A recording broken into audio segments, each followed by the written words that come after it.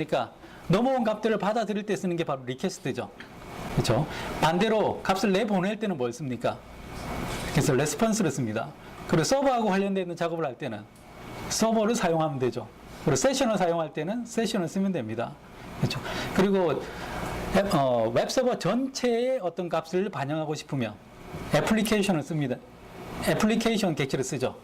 그래서 우리가 ASP 작업을 할 때나 ASP.NET 작업을 할 때 가장 중요한 객체 5가지를 대라 하면 리퀘스트, 레스폰스, 서버, 세션, 애플리케이션 이렇게 5가지 객체를 이야기하거든요. 그게 동일하게 다 사용이 가능합니다. 근데 값을 받아들일 때 이렇게 리퀘스트하고 바로 변수명을 쓰면 해당되는 값을 받아올 수가 있습니다. 이건 앞에서 안 봤기 때문에 넘어가고요. 그 다음에 코멘트를 달 때, 주성문을 달 때는 이런 식으로 바로 주성문을 달 수가 있습니다. 그래서 골뱅이 // 주성문 아니면 골뱅이 / 별표 그리고 긴 문장의 주석을 쓸 때는 슬래시하고 별표 이렇게 사용을 하시면 되겠죠. 아마 보시면 쉽게 다 이해가 되실 겁니다. 자, 그 다음에 어떤 변수를 처리할 때 2가지 스타일을 다 지원합니다. ASP 때는 1가지 스타일만 지원했어요. ASP 때는 어떻게 씁니까? 그냥 dim 해서 dim 이렇게 쓰고 변수 만들어서 어떤 값을 집어넣죠.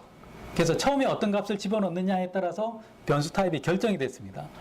그래서 그런 형태의 변수를 우리는 다이나믹 타입이라고 이야기를 하죠. 근데 ASP.NET이나 JSP나 이런 데서는 어떻게 합니까? int a는 10 이렇게 하면 이 변수는 int형으로 딱 고정되는 거죠. 이런 것들을 우리는 스태틱 타입의 변수다라고 이야기를 합니다. 근데 레이지에서는 2가지 타입이 다 가능합니다. 자, 여기서 보면 이 bar라고 쓰고 게러링이라고 하고 여기다가 웰컴이라고 집어넣죠. 그럼 이 변수는 뭐가 되겠습니까? 스트링 타입이 되는 거죠. 제일 처음에 뭐가 들어가느냐에 따라서 타입이 결정이 됩니다. 물론 이렇게 하면 정적일 때보다는 성능이 떨어지는 건 사실입니다. 박싱, 언박싱 이런 거 발생되겠죠. 대신 서버를 한 대 더 깔면 됩니다. 네, 심플합니다. 자, 두 번째로 int num 100 이렇게 하면 이건 누가 봐도 정수형이죠. 그래서 문제가 없이 잘 동작이 됩니다. 자, 이건 데이터를 바꿀 때 쓰는 컨버트와 관련되어 있는 함수들이고요. 나중에 참조해 보시면 됩니다. 자, 그리고 이건 오퍼레이션을 할 수 있는 오퍼레이션인데 이 말이 오퍼레이션이지 덧셈, 뺄셈 이런 것들은 아마 여기 계신 분들은 다 정확한 교육을 받고 오셨기 때문에 국민 교육을 받고 오셨기 때문에 다 이해를 하시리라고 믿고요. 다음에 페이지 오브젝트에서는 페이지와 관련되어 있는 값들을 다 참조를 하실 수가 있습니다. 자, 제가 아까 가장 기본적인 5가지 객체에 대해서 말씀을 드렸는데 이 5가지 객체들이 전부 다 페이지 밑에 다 달려 있습니다. 페이지라는 이 오브젝트 밑에. 그래서 여기서처럼 그냥 리퀘스트라고 써도 호출이 되고요. 다음에 this request라고 써도 호출이 됩니다. 그럼 리퀘스트 밑에 뭐 파일 패스나 URL 이런 것들도 다 사용을 하실 수가 있고요. 네, 좀 있으면 밤 10시가 되면 여기 내부 시스템 사정에 의해서 불이 한번 꺼질 겁니다. 놀라지 마십시오. 네, 불이 꺼졌을 때 굉장히 바쁜 사람들이 있을 겁니다. 신고하시면 됩니다. 그런 분들은. 네, 이거 개그 포인트였습니다. 죄송합니다. 자, 컬렉션 오브젝트가 있는데 그 레이저에서는 스트링 배열, 뭐 딕셔너리 타입 2가지 형태를 모두 지원한다라고 되어 있습니다. 자, 이게 뭐냐면 제가 스트링 타입이라고 했지만 일반적인 변수를 사용할 때 이런 식으로 많이 사용을 하죠. 그렇죠? 이렇게도 할 수 있고 아니면 이 딕셔너리 타입으로도 정의가 가능합니다. 2가지 타입의 차이점은 바로 불이 꺼지네요. 첫 번째 같은 경우는 정적으로 사용을 하실 수밖에 없고요. 그러니까 스태틱하게. 그리고 두 번째 타입 같은 경우는 다이나믹하게 오브젝트 타입으로 정의를 해서 계속 여러 가지 오브젝트를 넣어서 사용을 하실 수도 있습니다. 자, ASP에서는 예외 처리가 굉장히 약했어요. 그래서 ASP.NET으로 넘어오면서 예외 처리가 되면서 굉장히 견고한 웹 프로그램을 짤 수 있었다. 물론 ASP에서도 되긴 됐습니다. 근데 안 쓰니만 못할 정도로 굉장히 약한 기능이었고요. 그냥 이렇게 try, catch문 바로 사용을 하실 수가 있습니다. 자, 요거는 조금 신경을 써서 들어가 볼 만한 그런 내용입니다. 레이아웃과 관련되어 있는 기능들이 포함이 되어 있는데요. 보통 우리가 웹페이지 내에서 반복되는 부분들 있죠. 헤더, 푸터 이런 것들은 계속 반복되죠. 그때는 뭘 사용을 합니까?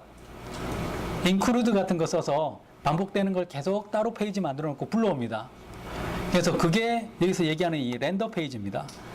똑같은 게 계속 반복될 때 이 렌더 페이지라는 걸 호출해서 계속해서 반복해서 집어넣을 수가 있습니다. 여기까지는 굉장히 쉬워요. 근데 여기에서 또 새로운 개념이 나온 게 있다면 렌더 섹션이라는 개념입니다. 이게 무슨 얘기냐면 레이아웃과 관련되어 있는 정보를 가지고 있는 페이지가 따로 있고요. 컨텐츠가 들어있는 페이지가 따로 있습니다.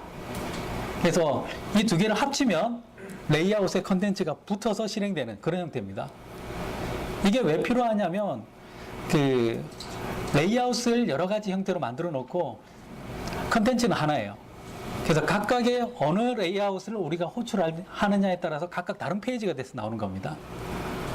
이건 그냥 일반 PC용 웹 레이아웃이고 이건 모바일용 레이아웃이라면 우리는 힘들지 않게 모바일 페이지를 만들 수가 있다는 거죠.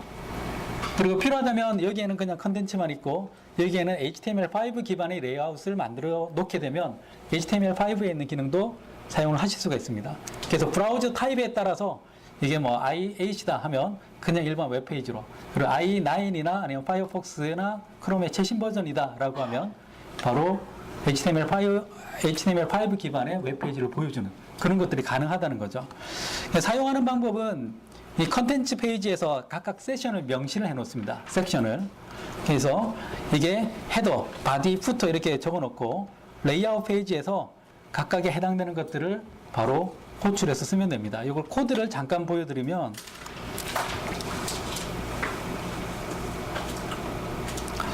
자, 여기 보시면 이렇게 섹션이 있죠. 자, 여기 보시면 이렇게 섹션이 있고 섹션에 뭐라고 되어 있습니까? 헤더라고 되어 있죠. 그리고 여기에는 섹션 리스트라고 되어 있습니다. 이런 것들이 각각 레이아웃을 호출하느냐에 따라서 해당되는 레이아웃에 가서 붙어서 나온다는 겁니다.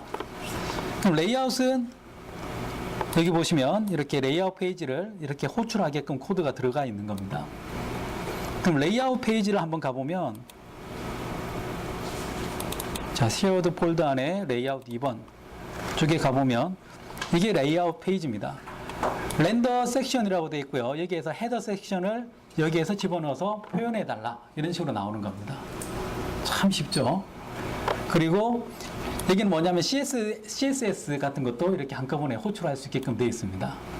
그렇죠? 이렇게 하면 이게 복잡한 기술이 아니더라도 웹사이트를 굉장히 체계적으로 개발하는데 도움이 많이 될 것으로 생각을 하고 있고요. 자, 그러면 이 컨텐츠 2번을 제가 실행을 시켰을 때 결과물은 어떻게 나오는지 한번 보겠습니다.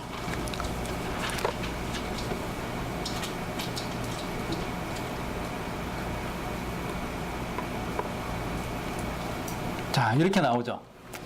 레이아웃에 정의되어 있는 그 스타일과 그리고 CSS 태그에 맞춰서 이렇게 나타난다는 겁니다. 그렇죠. 그리고 우리가 결과적으로 받아보게 되는 건 뭘까요?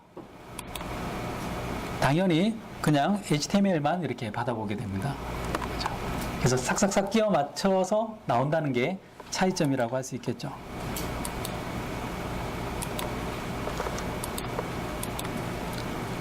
자, 이번에는 또 재밌는 기능인데 이건 뭐냐면 이 컨텐츠 쪽에 있을 수도 있고 그다음에 레이아웃 페이지에서도 있을 수가 있습니다.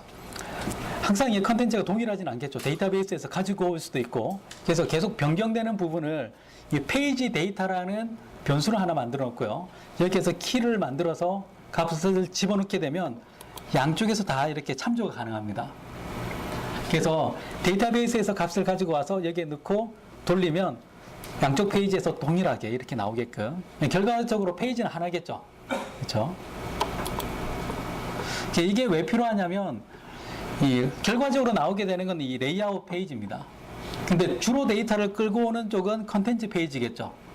근데 컨텐츠 페이지에서 제목을 가지고 왔는데 레이아웃 페이지 쪽에서는 뭐가 바뀌어야 될까요? 타이틀 같은 게 바뀌어야 되겠죠. 그럴 때 변수에 집어넣고 레이아웃을 호출하게 되면 레이아웃 쪽의 타이틀도 바뀌게끔 그렇게 하실 수가 있습니다.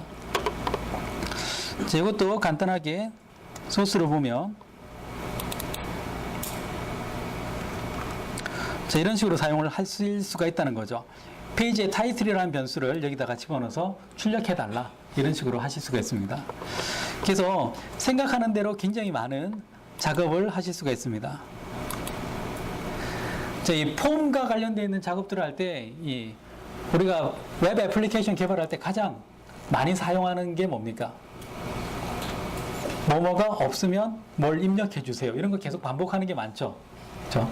여기서는 역시 반복을 하셔야 됩니다. 근데 반복할 때 이제 조금 더 다르게 함수 같은 게 좀 더 정의가 된다는 거죠. 빈 값이면 이제 empty 이런 걸로 바로 체크를 할 수 있게끔 돼 있다. 그 정도입니다. 네, 삽질은 계속되는 거죠. 하지만 조금 더 코드를 보면 또 다른 느낌이 드실 겁니다. 여기 보시면은 자, 이렇게 나오죠.